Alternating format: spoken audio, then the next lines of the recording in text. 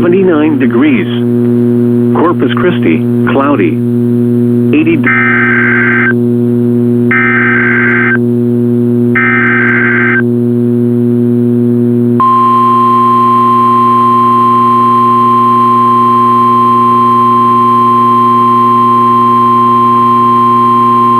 This is a test of the National Weather Service NOAA Weather Radio Warning Alarm System.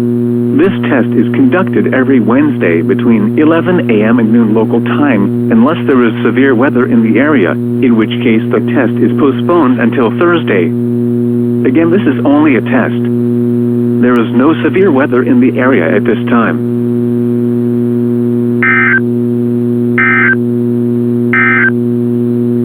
Here are the 11 a.m. South Texas weather observations.